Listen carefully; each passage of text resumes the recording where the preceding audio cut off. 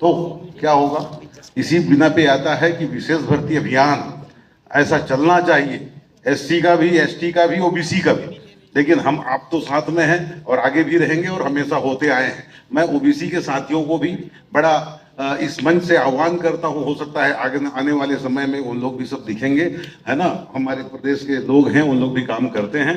मैं पटले साहब को विशेष भर्ती अभियान, ना केवल एससी एसटी का, बल्कि मैं ओबीसी समाज को भी विशेष भर्ती अभियान में बैकलॉग के जो पद होते हैं छत्तीसगढ़ में, वो बैकलॉग के पद जब तक भरे नहीं जाएंगे तब तक आपकी बेरोजगारी यथास्थिति रहेगी। तो इसीलिए इन पे फोकस डालने के लिए मैं आपको आमंत्रित करता हूं। पाटले साहब को आप आए और अपने उद्बोधन से हमें लाभान्वित करें।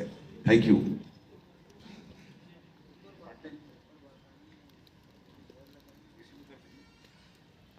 और कार्यक्रम को थोड़ा सा, क्योंकि समाज प्रमुखों को भी सुनना है, आप लोग भी लगातार बैठे हुए हैं। आज मुझे लगता है कि भगवान बुद्ध अगर महल से नहीं निकले होते और आप अपने घर से नहीं निकले होते तो शायद जानकारी नहीं होती। वो बुद्ध दिवस को मैं प्रणाम करते हुए, क्योंकि आज स्मरण है, खाने का नहीं है, पेट भरने का तो कम से कम नहीं है, आज दिमाग भरने का काम है, जो आज ये दोनों वर्ग कर रहा है। धन्यवाद। हमारे बीच में गरिमामय उपस्थिति है हमारे ईडी साहब एसके बंजारा जी का। मैं सादर मंच में उनको एक आमंत्रित करता हूं। हमारे बंजारा साहब का, मेरे मित्र जहां तक भी दिख पा रहे हैं, पैकरा जी जो कि अंबिकापुर के मेरे, आइए बंजारा साहब, स्वागत है प्लीज। अब लोग देखना चाहते हैं आप जैसे लोगों को कि भाई सब मंच में रहें आप। और पैकरा साहब, संदीप पैकरा मेरे साथी बैठे हैं मंच के बाईं ओर। मैं आपको जहां तक मैं जान पा रहा हूं आपको भी आमंत्रित करता हूं। डॉक्टर स्नेह लता हुमने सोजलिप के को फाउंडर हैं। मैं डॉक्टर हुमने मैडम को आमंत्रित करता हूं, आप आइए और अपने मंच को साझा करिए। Thank you. अब पटले साहब आप अपना उद्बोधन जारी रखिए। 10 मिनट।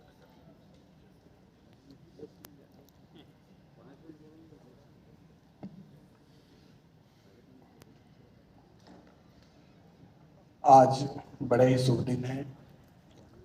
तथागत भगवान बुद्ध की जयंती, आप सबको उसकी बधाई।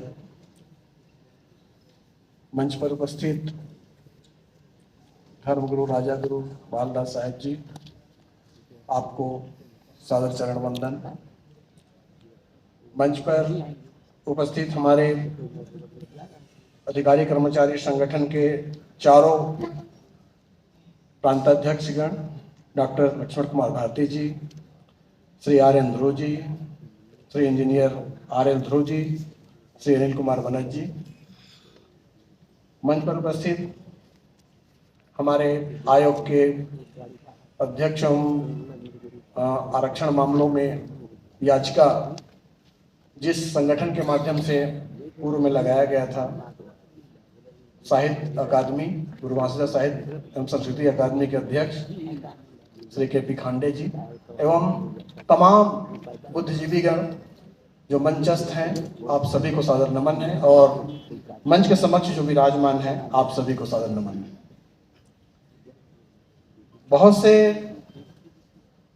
मुद्दे पे बात हुई है और सभी मुद्दों में, सभी वक्ताओं के बातों में यह बात समाहित थी कि जो प्रेजेंटेशन है और उस प्रेजेंटेशन की पूर्ति है, और यदि किसी कारण से उस प्रेजेंटेशन की प्रतिपूर्ति नहीं हुई है तो उन कारणों को ढूंढना है और उसका समाधान करना है शासन प्रशासन स्तर पर, सरकार के स्तर पर, और हम अधिकारी कर्मचारी और समाज मिलकर ये क्या कर सकते हैं इस स्तर पर।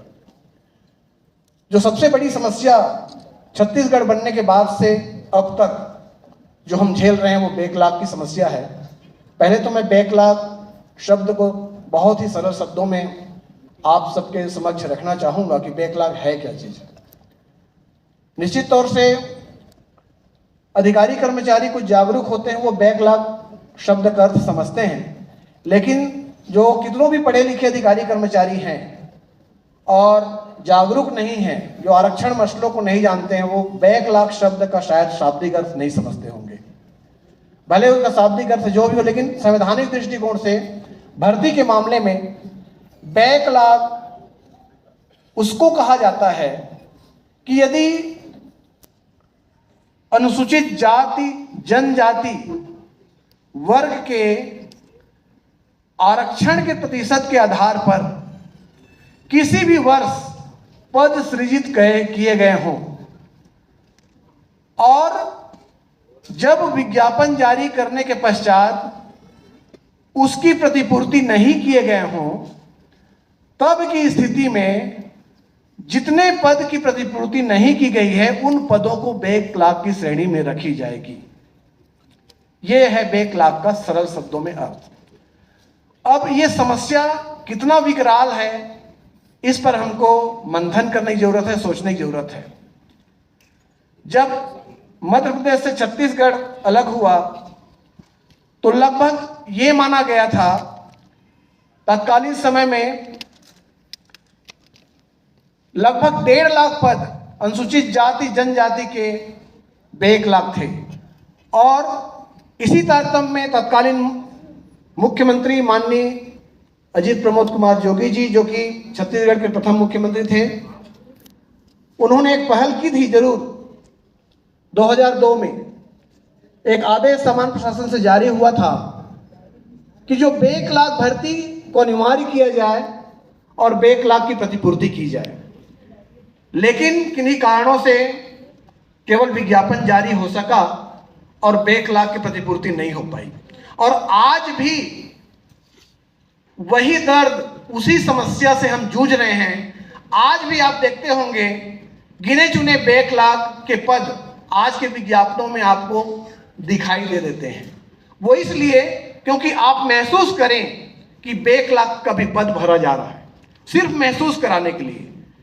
बैकलॉग का पद भरा जाना तभी हम कहेंगे जब वह सन 2000 से 1 नवंबर सन 2000 से लेकर के वर्तमान तक जितनी भी भर्तियां, जिस समय जो आरक्षण नियम लागू था, उस आरक्षण नियम के तहत जितने पद स्वीकृत थे अनुसूचित जाति के और जनजाति के आरक्षण प्रतिशत के आधार पर जो पद उसमें भरे नहीं गए थे, यदि वो पूर्व के हों चाहे तत्कालीन समय के हों, यदि वे रिक्त हैं, उन सभी पदों को भरने का आदेश हुआ था तत्कालीन समय में। लेकिन आज पर्यंत उस बैकलॉग को नहीं भरा गया और यही बैकलॉग की समस्या है।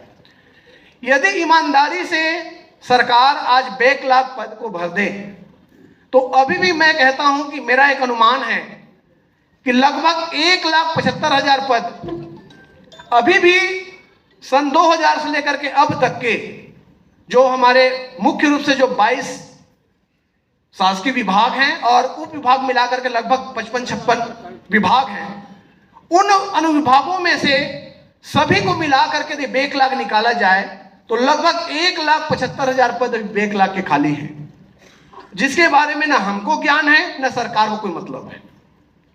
लेकिन मैं आज इस मंच के माध्यम से बहुत बहुत धन्यवाद ज्ञापित करना चाहूंगा कि एक बहुत अच्छा प्रयास हुआ है। आप लोग की उपस्थिति भी एक बहुत सार्थकता को दिखा रही है कि हम उन ऐसी समस्याओं पर भी चर्चा करें जो अज्ञात है, और यदि हम उस समस्याओं को रेस करवा पाएं शासन प्रशासन से मिल करके, सरकार से मिल करके, तब निश्चित तौर से आज हम लगभग 1.25 लाख पदों को यूं ही प्राप्त कर सकते हैं जो कि हमारे लिए रिक्त हैं। एक बात और कहना चाहता हूं कि बैकलॉग पद के बारे में कुछ भ्रांतियां हैं लोगों में कि बैकलॉग पद की समाप्ति हो जाती थी।